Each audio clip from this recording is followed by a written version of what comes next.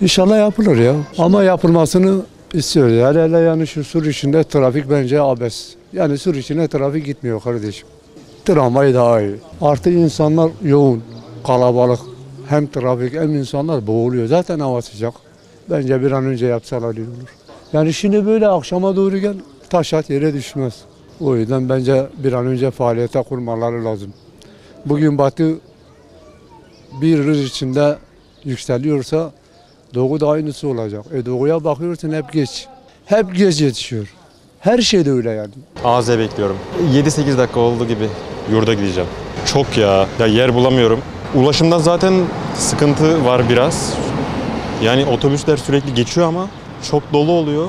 Yani öğrenci olarak ulaşım bizim için en temel ihtiyaç. Hem üniversiteye giderken gelirken ve mesafeler uzak olduğu için otobüsler de yavaş gidiyor. Sınava geç kalma gibi bir durumumuz zaten var.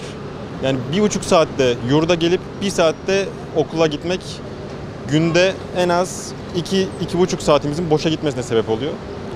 Bu yüzden tramvay olsa çok iyi olur. Ulaşım sıkıntı, genellikle otobüsler tıka basa dolu oluyor. Bir de yaz aylarına girdik, hem sıcaklık olsun. Otobüslerde de klimalar genelde açılmıyor. Biraz daha fazla otobüs temin ederlerse güzel olur bizim için. Tramvay da olabilir dediğiniz gibi, metrobüs, onları da yaparlarsa büyük bir yük kalkar. Genelde ayakta kalıyoruz.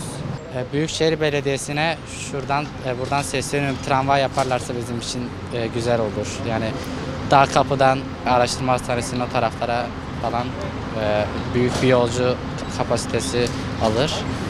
Ulaşım rahatlar. Ya valla 10 yılı aşkındır bu tramvay meselesi dönüyor. Halkın içerisinde hem belediyelerde falan yapılacak diyor. 10 yıldır yapılmadı. Zaten çevre illerde falan hepsi bulunuyor. Sabah işe geliyoruz. Arabalar falan tıka basa, dolmuşlar, otobüsler olsun. Durmuyorlar, geç kalıyoruz. Okula giden arkadaşlarımız var ki zaten fiyat konusu da bayağı 25 TL uçmuş.